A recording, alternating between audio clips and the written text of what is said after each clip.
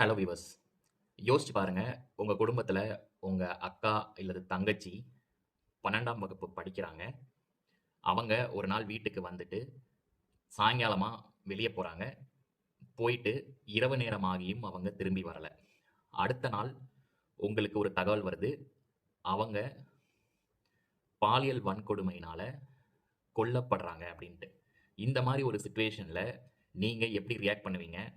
ஒருவேளை அந்த குற்றவாளிகள் உங்க கையில கிடைச்சா, நீங்க என்ன பண்ணுவீங்க? அப்படிங்கிறத கமெண்ட்ல மறக்காம பதிவிடுங்க. இப்படி ஒரு சம்பவம் தூத்துக்குடி மாவட்டம் விளாத்திக்குளம் பகுதியில கடந்த செவ்வாய்க்கிழமை நடந்திருக்கு.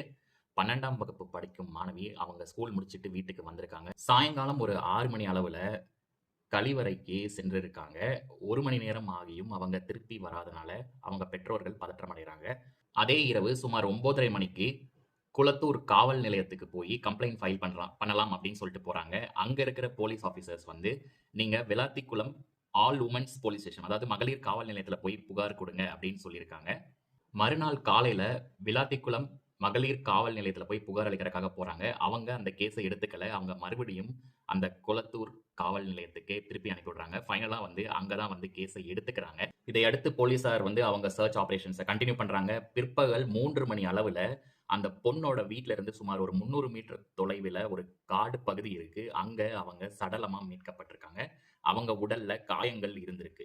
ஒரு குடும்பம் அவங்க பொண்ண காணோம்னு சொல்லிட்டு கம்ப்ளைண்ட் ஃபைல் பண்ண வந்தா, காவல்துறையினர் எவ்வளவு மெத்தனமா இத நடத்தியிருக்காங்க அப்படின்னு சொல்லி பாருங்க. இதே மாதிரி அந்த காவல் அதிகாரிகளோட பொண்ணுங்க யாராவது காணாம போயிருந்தா, இதே மெத்தனத்தோட தான் வந்து கேஸ ஹேண்டில் பண்ணியிருப்பீங்களா?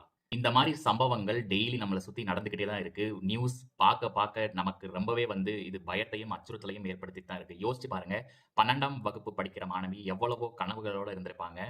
இவங்க கழிவறைக்கு சென்று திரும்பி வர்றதுக்குள்ள உயிரோடவே இப்போ இல்ல. இந்த மாரி சம்பவங்கள் ஒண்ணே ஒண்ணு தான் எடுத்துக்காட்டுது. தமிழ்நாட்டுல சட்ட ஒழுங்கு கரெக்ட்டா இல்ல அப்படிங்கிறத தெள்ளத் தெளிவா காட்டுது. காவல்துறையுமே செயலிழந்து இருக்கிறத கண்கூடா பார்க்க முடியுது. எத்தனையோ மக்கள் அவங்களோட பிள்ளைகள இத்தனை வருஷமா கஷ்டப்பட்டு வளர்த்துருக்காங்க. அவங்களுக்கு பாதுகாப்பு குடுக்க முடியல அப்படின்னா, எதுக்கு போலீஸ்காரங்க? எதுக்கு ஆட்சியாளர்கள்? இந்த மாரி ஒரு குற்றம் பண்ணவன், இவன் உங்க கையில கிடைச்சான் அப்படின்னா, நீங்க இவன எந்த மாரி தண்டிப்பீங்க? என்ன கேட்டா, பொண்ணுங்களுக்கு வந்து தற்காப்புக்காக இந்த மாரி சூழ்நிலைகள்ல அவங்க எந்த எக்ஸ்ட்ரீமுக்கும் போகலாம் அப்படிங்கிற மாரி ஒரு ஃப்ரீடம் குடுக்கணும். அப்படி இல்ல, அந்த சமயத்துல அவங்களால பண்ண முடியல அப்படின்னா, அதுக்கப்புறம் குற்றவாளிகளுக்கு குற்றம் நிரூபிக்கப்பட்டது அப்படின்னா, அந்த சம்பந்தப்பட்ட பெண்ணுக்கு ஒரு வாய்ப்பு குடுக்கணும். அவன தண்டிக்கிறதுக்கான ஒரு வாய்ப்பு அந்த பெண்களுக்கே குடுக்கணும் அப்படின்னு சொல்லி, நான் ஒரு கருத்த வந்து முன்வைக்கிறேன். இத பத்தி நீங்க என்ன நினைக்கிறீங்க அப்படின்னு சொல்லி கமெண்ட்ல மறக்காம சொல்லுங்க.